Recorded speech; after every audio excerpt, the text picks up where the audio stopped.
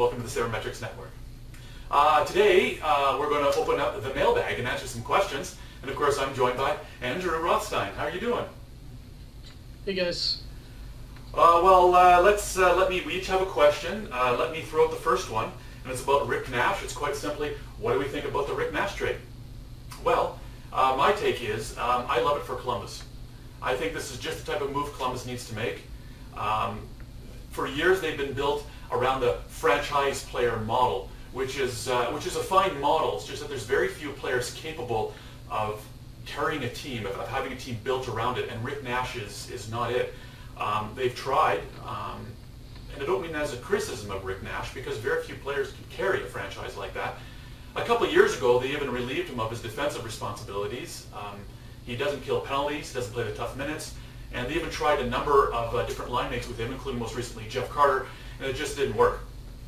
So I think Rick Nash will be very successful in a place like New York, where he's just one of many talented players. He can help out with the shootout. He's still young, he's 27, and he can work the power play. He draws penalties like crazy. He can even kill penalties if they want to use him there. He's a good two-way forward, and I think he'll work very well there. However, keep in mind that according to his historical comparables, he's really good for about 30 goals and 60 points. He might get a slight boost playing with guys like Brad Richards, but I really wouldn't count on him for much more. So I love the move for Columbus, because moving to the more Phoenix Coyotes model is exactly the type of thing they need to do. Brandon Dubinsky is a classic do-it-all player. He does it all. He scored a 6.5 out of 10 on the do-it-all index. That's because he kills penalties, he works the power plays, he wins face-offs, he throws hits, he plays the very toughest minutes, and yet he does very well possession-wise. And he's only 25. So I think Brandon Dubinsky is the exact type of player they should be pursuing. And Artem Anisimov is the same type of player, just to a lesser extent. Of course, he's only 23, so he could continue to develop. These are exactly the type of players I think they need. That's exactly the type of model I think Columbus needs to work towards.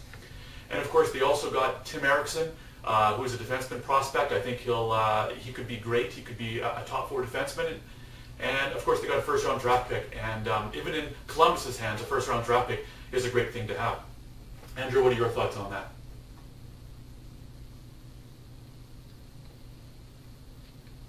Rob, I understand your position, but I have to respectfully disagree. Rick Nash is an absolute game changer for the New York Rangers. At 28 years old, over the last 6 seasons, he's put up 56 plus points. And if he were on the New York Rangers over the last 5 seasons, he would have ranked first or second in points or goals scored for the team. Now, he's put up all these great numbers on the Columbus Blue Jackets, where he's continuously playing with below average quality teammates and up against above average quality of competition. Now, the New York Rangers scored only 203 goals last year. They're a very good team, but what's stopping them from being a great team is their offense. They have the great goaltender in Henrik Lundqvist, great defenseman, top defensive pair in McDonough and Girardi, and they even have playmakers on offense in Callahan, Gaborik, Richards, but they're one more piece away. And adding Nash is going to be the one piece that puts them over the top. Now, he does come with a $7.8 million cap hit, I understand that, but aside from the big four, Callahan, Nash, Richards, and Gaborik, every other player has a $1.7 million cap hit or less, so they have plenty of financial flexibility at the trade deadline if they want to make another move.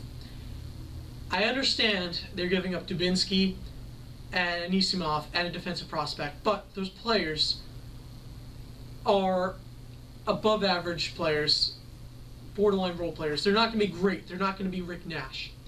The Rangers are not looking to get to the Eastern Conference Finals. They're not looking to go from the second seed to the first seed. They were the first seed. They're looking to win a championship, and this is what's going to put them over the top. So the second question comes from GoPredators86, and he asks, hey guys, do you agree with Nashville's decision to match Philadelphia's offer sheet of 14 years, $110 million, or would you have let him walk and then take the 4 first-round picks? It's a good question, GoPredators86. I would have let him walk and taken the 4 first-round picks. And here's why. You don't give a player $110 million over 14 years. Makes him the second highest player in the league behind Alexander Ovechkin. I don't even know if I would pay Alexander Ovechkin that amount of money. Now, because of that deal, you have no financial flexibility to make moves at the trade deadline, and probably your financial resources for the next several seasons to make impact moves are very limited. Aside from that, you already lost Ryan Suter to Minnesota Wild. So even if you kept Weber, you're not going to compete anytime soon. At best, you're a 5th or 6th seed. If you let him go, you're a basement team. But you know what? That's a top 5 first-round pick right there, on top of the 4 first-rounders you're getting. That could really help you rebuild and put up a great team on the ice. It may be about 2015, 2016. But you know what? You're looking to win a Stanley Cup eventually. You're not looking to be a perpetual first-round one-and-done team. So I would have let him go. Plus, they have a replacement of Ryan Ellis. He's the Kevin Youkilis of hockey, offensive defenseman, and he's capable of replacing most of Weber's production. Rob, what do you think? Yeah, I would never advise a team to give up on a player like Shea Weber. I mean, he's a fantastic player. He's a game-changing player. Players like him don't come around too often. There's generally only a few players like him in the league at any given time. However, in this particular case, I think the Nashville Predators should have let him go. Take the 4 first-round draft picks, reload. Even when Nashville had Ryan Suter and they had 2 of them together, they were still not a good team. I mean, they were the 2nd worst possession team in the league. They need to reload. And the only reason they did well last year is they were riding the percentages hard. Look at their team. Up and down the lineup, every single player had career seasons. Even Jordan Tutu scored 30 points. They're completely off the charts, relying on a lot of really good luck, a lot of hot play, hot percentages to do well. They need to reload. The team as constructed right now isn't working, isn't going to work, even when they still had Ryan Suter. So they should let Shea Weber go, pick up the 4 first-round draft picks, reload, rebuild, and come back strong in a few years. And in fact, the fact that they decided to keep Shea Weber, not all is lost. Perhaps they can offer up Shea Weber at this year's trade deadline and conceivably get more than 4 first-round draft picks for him.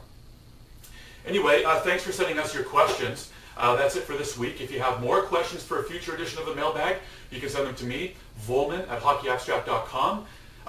That's it for me. Thanks for watching Sabermetrics Network. I'm Rob Vollman. And I'm Andrew.